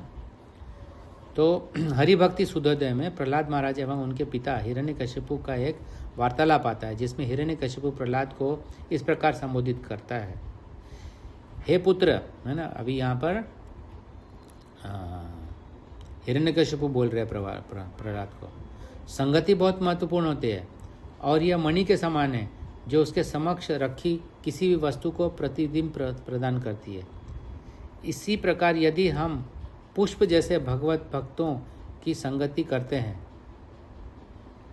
और हमारे हृदय स्वच्छ हैं तो यहाँ भी वैसा ही घटना घटेगी। इस प्रसंग में दूसरा उदाहरण दिया गया है कि वह यह है कि यदि पुरुष वीर्यवान है और स्त्री रोगी नहीं है तो उसके संभोग से गर्भ धारण होगा। इसी प्रकार यदि आध्यात्मिक ज्ञान का ग्राहक और उनके दाता दोनों निष्ठावान तथा प्रामाणिक हैं तो परिणाम उत्तम होगा। यहाँ पर क्या बताया है कि कोई व्यक्ति अगर भागवत बोलने वाला वो प्रामाणिक है और सुनने वाला भी प्रामाणिक है तो ये ज्ञान प्रदान कैसा होगा? बहुत ही एफिशिएंट होगा और ये इसका परिणाम उत्तम होगा। यही दो उदाहरण दिए गए हैं। ये आपका जो क्वेश्चन है ना, वो क्वेश्चन पेपर में ये दो चीज़ आ सकता है आपको। और इसमें क्या बोलते हैं उसको, तुलना क्या बोलते हैं, उपमा के द्वारा, उपमा है, उदाहरण है। तो ये आप देख लेना, पेज नंबर 106 पर लिखा हुआ है। ये हरि भक्ति सूर्योदय का उदाहरण है। भगवान नाम का संकीर्तन। भागवत में 2:1-11 में हरे कृष्ण कृष्ण कृष्ण हरे हरे, हरे राम राम राम हरे हरे कीर्तन का महत्व पर अत्यंत बल दिया गया। सुखदेव गोस्वामी परीक्षित महाराज को बतलाते हैं, हे राजन, यदि कोई व्यक्ति हरे कृष्ण महामंत्र कीर्तन में पूरी तरह से अनुरक्त है तो यह समझना चाहिए कि उसने परम सिद्धावस्था प्राप्त कर ली है। इसी विशेष रूप से उल्लेख हुआ है कि अपने कर्मों के फल की इच्छा रखने वाले कर्मी, परम पुरुष के से तदात्म्य की इच्छा रखने वाले ज्ञानी तथा योग सिद्धियों की इच्छा रखने वाले योगी जन महामंत्र के कीर्तन मात्र से समस्त सिद्धियों का फल प्राप्त कर सकते हैं। सुखदेव गोस्वामी निर्णितम शब्द का प्रयोग करते हैं, जिसका अर्थ है यह पहले निश्चित हो चुका है। वे मुक्तात्मा थे, अतएव किसी ऐसी बात को स्वीकार नहीं कर सकते थे जो निर्णयात्मक न हो। अतएव सुखदेव गोस्वामी बलपूर्वक कहते हैं कि निष्कर्ष पर पहले पहुंचा जा चुका है कि जिसने संकल्प पूर्वक तथा दृढ़तापूर्वक हरे कृष्ण मंत्र का संकीर्तन की अवस्था प्राप्त कर ली है, उसे कर्म, ज्ञान और योग की अग्नि परीक्षाओं में खरा उतरना मान लेना चाहिए। भगवान नाम के कीर्तन की महिमा के बारे में बताया गया है कि जो ये कर रहा है, भगवान के नाम के कीर्तन में स्थित हो गया, तो पहले से समझना चाहिए कि उसको कर्म, ज्ञान और योग में कोई वो पहले पार कर चुका है। ऐसा महान है ये बात, है ना, हरि नाम संकीर्तन में जिसको रुचि हो चुकी है, वे मुक्तात्मा है। अब ये जो है, ये कंक्लूजन किसका है? सुखदेव गोस्वामी का। वो मुक्तात्मा है जो कि महामंत्र में स्थित हो चुका है, उसको और चीज को पार कर लिया है, वो ऐसा समझना चाहिए। आदि पुराण में भी इसी तरह से कहा गया है। अर्जुन को संबोधित करते हुए भगवान बोलते हैं, जो व्यक्ति मेरे दिव्य नाम का कीर्तन में लगा रहता है उसे सदा मेरी संगति में रहना मान लो। मैं तुमसे स्पष्ट कहता हूँ कि ऐसे भक्त का आसानी से कृतदास बन जाता हूँ, है ना। भगवान क्या बोलते हैं? सततम कीर्तयन्त माम यतन्तश्च दृढ़ता नमस्यन्तश्च माम भक्त नित्य युक्त उपासते। ये महात्मा का लक्षण है, और ऐसा महात्मा पद प्राप्त कर चुका है वो व्यक्ति जो हरे कृष्ण महामंत्र में निरंतर लगा हुआ है। और यहाँ पे भगवान बोलते हैं कि मैं उनका आसानी से, ऐसे भक्त को आसानी से मान लेता हूँ, मैं उनको स्वीकार कर लेता हूँ, उनका सेवा। पद्म पुराण में भी कहा गया है, हरे कृष्ण मंत्र का कीर्तन उस व्यक्ति के ओंठों पर रहता है जिसने अनेक जन्मों तक वसुदेव की पूजा की है। आप समझ लीजिए कि जो कीर्तन कर रहे हैं नियमित रूप से बिना अपराध के, है ना, वो कई जन्मों तक वसुदेव की पूजा की होगी, तब उनको ये मिला है। भगवान के पवित्र नाम तथा साक्षात भगवान में कोई अंतर नहीं। There is no difference between God and his name. There is no difference between Krishna and the name of Krishna. हाँ, पद्म पुराण में ऐसा कहा गया है, अभिनत्वाम नाम नामिनः। कहाँ से शुरू होता है वो? पूर्ण शुद्ध नित्य मुक्त अभिनत्वाम नाम नामिनः। नाम क्या बोलते हैं? कृष्ण नाम के बारे में ये लिखा है, अभिनत्वम नाम नाम। अभिनत्व मतलब नॉन डिफरेंट, भगवान का नाम और भगवान में कोई अंतर नहीं है, ये पद्म पुराण में कहा गया। ये क्या लिखा है? पूर्णता, वो फलता, पूर्णता, शुद्धता तथा नित्यता में पवित्र नाम भगवान के नाम के ही समान पूर्ण है। पूर्ण शुद्ध है, वो नाम मुक्त है, और वो नाम भगवान और भगवान में कोई अंतर नहीं है। तो वो कहा गया है, इसके बारे में पद्म पुराण में आता है। पवित्र नाम न तो भौतिक ध्वनि है, न इसमें कोई भौतिक कलमश है ना। नरोत्तम दास ठाकुर बोलते हैं ना कि गोलोकेर प्रेम धन हरिनाम संकीर्तन। तो ये कहाँ से आया है? गोलोक से आया है, धाम से उतरे। और चैतन्य महाप्रभु क्या है? चैतन्य महाप्रभु खुद नाम के रूप में, भगवान कृष्ण नाम के रूप में अवतार लिए हुए, अतएव जो व्यक्ति अपनी इंद्रियों को शुद्ध नहीं किए रहता है वो पवित्र नाम का निरपराध कीर्तन नहीं कर सकता है। यानी ये नित्य मुक्त है ना ये नाम, तो वो किसके लिए, जो नित्य मुक्त है उसी को प्राप्त हो सकता है और उसी को वो आनंद आ सकता है इस नाम में। भौतिक इंद्रियां हरे कृष्ण महामंत्र का कीर्तन समुचित ढंग से नहीं कर पाती है, किंतु इस कीर्तन विधि को अपनाने से मनुष्य को आत्मशुद्धि का वास्तविक अवसर मिलता है, जिससे वो शीघ्र ही निरपराध भाव से कीर्तन कर सके। अब हम सब बोलेंगे कि ये तो बहुत भारी बात है ना, कि ये तो नित्य मुक्त है और पूर्ण शुद्ध है, तो हम कैसे शुद्ध, अभी तो हम अशुद्ध है। सब लोग को ऐसे बोलते हैं ना, जब हम भगवान का नाम लेने बोलते तो बोले नहीं हम तो नहीं कर पाते हैं, कभी किए नहीं, कैसे करेंगे। लेकिन यहाँ पर क्या बताया है, कीर्तन विधि को अगर कोई अपनाता है तो धीरे धीरे वो समझेगा कि निरपराध नाम लेंगे तो भगवान के नाम में स्थिर हो सकते हैं। तो इसीलिए तो ये सब शिक्षा है ना, हम ये सब क्यों कर रहे हैं, हम क्यों समझ रहे हैं कि नाम अपराध क्या है, वैष्णव अपराध क्या है। तो ये सब अगर, इसी को तो फिलॉसफी बोलते हैं, फिलॉसफिकल डिस्कशन इसीलिए है क्योंकि ये अगर हम समझ गए तो अपराध से बच सकते हैं, और जब अपराध नहीं होगा तो फिर नाम तो शुद्ध ही होगा। चैतन्य महाप्रभु के हृदय की धूल साफ करने के लिए सबको हरे कृष्ण महामंत्र कीर्तन करने की सलाह दी है। भगवान ने कहा है कि अगर आप नित्य भगवान का नाम कीर्तन करते रहेंगे तो एक बार ऐसे आएगा कि आपको धीरे धीरे पता चल जाएगा। हम सबको यह हुआ कि पहले अपराध के साथ नाम लेते थे, फिर बाद में चला कि अपराध ये होता है तो हम इससे बचते हैं, और फिर बाद में क्या होता है, हम एलिजिबल हो जाते हैं गुरु के कृपा से, वैष्णव की कृपा से, भगवान की कृपा से, अपने आप फिर भगवान के नाम में रुचि लगने लगती है। यही होता है चेतो दर्पण मार्जनम, जैसे जैसे हम साफ करते हैं, सफाई होता है हृदय का, तो धीरे धीरे हमारा रुचि बढ़ता है। और वैसे भी रूप गोस्वामी बोलते हैं कि ये नाम जो है मिस्त्री के समान है, और आदरपूर्वक इसका नाम लेते रहना चाहिए। भले ही हम अभी पीलिया रोग से पीड़ित है, लेकिन हमें नाम लेते रहना चाहिए ये सोचते हुए कि भगवान का नाम और भगवान एक ही है। और अगर हम ये दो चीज़ सोच के लेते रहेंगे तो एक दिन वो पीलिया रोग खत्म हो जाएगा, जड़ से, मूल से हट जाता है। मूल से जो पीलिया रोग है वो निकल जाएगा एक दिन। केवल नाम निरंतर निरपराध पूर्व लेने की आवश्यकता है, ये जानते हुए कि नाम और नामी एक ही है। और हम भगवान का नाम ले रहे हैं, हम नहीं सुन पा रहे हैं, हम अपराध कर रहे हैं इसलिए हम नहीं सुन पा रहे, लेकिन भगवान तो सुन रहे हैं। ये दूसरा पॉइंट है जिसके कारण हमारा मन लगते रहेगा। अतएव जो व्यक्ति यदि हृदय में धूल साफ हो जाए तो मनुष्य पवित्र नाम का महत्व को वास्तव में समझ सकता है। जो व्यक्ति इस धूल को अपने हृदय से हटाना नहीं चाहते, अपितु उसे उसी तरह रहने देना चाहते हैं, वे हरे कृष्ण मंत्र के कीर्तन के दिव्य फल प्राप्त नहीं कर सकते।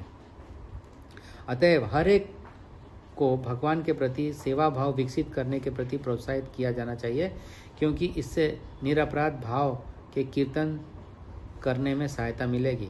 इस तरह गुरु के मार्गदर्शन में शिष्य को सेवा करने और साथ ही हरे कृष्ण मंत्र का कीर्तन का प्रशिक्षण दिया जाता है। जो ही मनुष्य में रागानुगा भक्ति भाव का विकास होता है, वह महामंत्र के पवित्र नामों के दिव्य प्रकृति को तुरंत समझ जाता है। तो ये ट्रेनिंग से होता है, ट्रेनिंग को सीरियसली लेना चाहिए। इसलिए हमें भक्ति रसामृत सिंधु पढ़ना चाहिए, इस तरह से पढ़ना चाहिए जिससे हमारा प्यूरिफिकेशन हो। भागवत भी इसी तरह से पढ़ना चाहिए, गीता भी इसी तरह से पढ़ना चाहिए कि हमारा भगवान से प्रार्थना पूर्ण निवेदन हो कि भगवान मुझे कृपा दे, मेरा हृदय शुद्ध हो, मैं अपराध ना करूं। तो इस तरह से प्रार्थना के साथ फिर जप करना चाहिए, तो हृदय का धूल निकल जाएगा। और इसीलिए हमारे व्यक्तिगत मार्गदर्शन के लिए व्यक्ति को गुरु होने चाहिए, है ना, जो हमको प्रभुपाद जी के प्रतिनिधि के रूप में मिलते हैं। मथुरावास, पद्म पुराण में मथुरा और द्वारका जैसे पवित्र स्थानों के निवास करने का महत्व का वर्णन मिलता है। इसमें यह कहा गया है कि विभिन्न तीर्थ स्थानों की यात्रा करने का अर्थ है भवबंधन से छुटकारा पाना। किंतु यह छुटकारा सर्वोच्च सिद्धावस्था नहीं है। यह मुक्त अवस्था को प्राप्त कर लेने के बाद भगवान की भक्ति में लगना होता है। ब्रह्मभूत मोक्ष अवस्था प्राप्त करने के बाद मनुष्य भक्ति में और अधिक अग्रसर हो जाता है। इस तरह भगवान के दिव्य प्रेममय भक्ति की यह प्राप्ति ही जीवन का लक्ष्य है। और जो व्यक्ति मथुरा मंडल में कुछ क्षण भी निवास करता है उसे सरलता से प्राप्त हो जाती है। मथुरा मंडल का वास मतलब इससे क्या होता है, हमें भवबंधन से छुटकारा मिलता है। भवबंधन से क्या छुटकारा मिलता है कि हमें पता चलने लगता है कि मैं शरीर नहीं हूँ, मैं आत्मा हूँ और मुझे भगवान कृष्ण परमात्मा जो है परम पुरुष उनका आश्रय लेना चाहिए। ये अगर हम मथुरा में जाएं तो हमें ये लाभ मिलेगा, हमें ये डायरेक्शन मिलेगा। हमें वहाँ पे साधु संत यही तो बताएंगे कि हमें भगवान का आश्रय लेना चाहिए। तो यहाँ पर शुरुआत होता है और जैसे हम भक्ति सेवा में लग जाएंगे तो हम हमेशा के लिए निवास कर सकते हैं मथुरा मंडल में। इसे आगे भी कहा गया है, ऐसा कौन होगा कि मथुरा भूमि की पूजा करने को तैयार नहीं होगा। मथुरा समस्त कर्मियों एवं मुमुक्षुओं की इच्छाओं एवं आकांक्षाओं के उद्धार करने वाली है। मथुरा उन भक्तों की इच्छाओं को अवश्य पूरा करेगी जो केवल भगवत भक्ति में ही तल्लीन रहने की आकांक्षा है। वैदिक साहित्य में यह भी कहा गया है कि ये कैसी विचित्र बात है कि मथुरा में एक दिन भी वास करने से मनुष्य को भगवान के प्रति दिव्य प्रेम भाव उत्पन्न हो जाता है। ये मथुरा भूमि अवश्य वैकुंठ धाम से अधिक गरियसी है ना। ये मथुरा धाम के बारे में बताया कि यहाँ पर रहने मात्र से इतना परिवर्तन हो सकता है हमारे हृदय में और हमें भगवान का प्रेम प्राप्त हो सकता है। तो कौन नहीं रहना चाहेगा इसमें। तो यहाँ पर दिव्य सेवा के अन्य अंग में हमने पढ़ा कि सबसे पहले शास्त्रों से श्रवण करना चाहिए, मथुरावास, भक्तों की सेवा, अपने पद के अनुसार भगवान की सेवा करना, फिर कार्तिक में भक्ति करना, भगवान के लीला संबंधी उत्सव को मनाना, अत्यधिक भक्तिपूर्वक अर्च विग्रह की सेवा करना, फिर भक्तों के बीच में भागवत का पाठ, प्रगत भक्तों की संगति करना, भगवान नाम का संकीर्तन करना और मथुरावास। तो ये सब जो है दिव्य सेवा के अन्य अंग है। और इस तरह से हम अध्याय 12 पूर्ण करते हैं।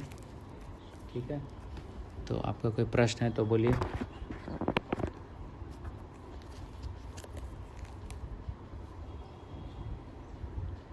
हरे कृष्णा, कोई प्रश्न है तो बोलिए। नहीं प्रभु जी। ठीक नहीं प्रभु जी। ठीक है। बहुत सरल है क्योंकि ये एक इन्फॉर्मेशन जैसा भी है और इसमें से हमने जो 64 अंग में बात किया था वो 64 अंग में भी ये सब आ चुका है। तो एक रिवीजन जैसा है और रिवीजन कर के हमारा और विश्वास परिपक्व हो जाता है भगवान के सेवा के प्रति। ठीक है, तो हरे कृष्णा, समाप्त करते हैं हम। ओके, हरे कृष्णा। हरे कृष्णा। हरे कृष्णा।